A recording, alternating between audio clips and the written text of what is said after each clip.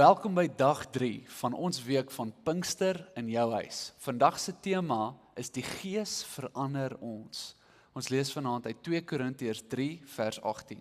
En terwyl ons almal met onbedekte gesig, soos in 'n spieël die heerlikheid van die Here aanskou, word ons van gedaante verander na dieselfde beeld van heerlikheid tot heerlikheid, as deur die Here wat die Gees is.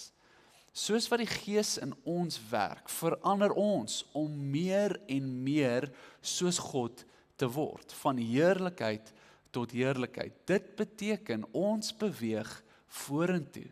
Ons gaan vooruit in ons geloof, ons vorder, ons groei opwaarts. Die Gees werk in ons lewens, binne die raamwerk van ons persoonlikheid en in ons temperament, om meer soos die Gees te dink en meer soos die Gees te doen. So wanneer ons die Gees volg, dan verander ons, nie onmiddellik nie, maar stelselmatig. Ons begeertes verander, ons denke verander, ons motiewe verander en selfs ons ambisies verander. Die dinge wat ons hande en ons koppe besig hou, verander. En dit verander altyd in die rigting van God se heerlikheid. Dit gaan nie agteruit nie. En ek wil vir julle vandag rondom die tafel uitnooi om die volgende 3 dinge met mekaar te bespreek. Nommer 1, waar sien jy God se heerlikheid die meeste in jou daaglikse lewe?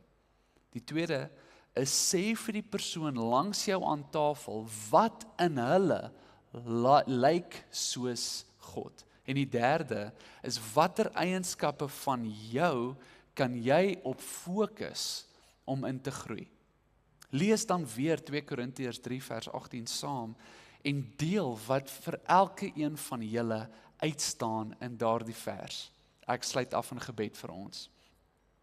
Ons bid dat die heerlikheid van God in elke dag raak gesien sal wees en ook waardeer word. Vader, ek bid dat soos wat ons u heerlikheid aanskou, mag die Gees ons ook verander na daardie selfde beeld, van heiligheid tot heiligheid.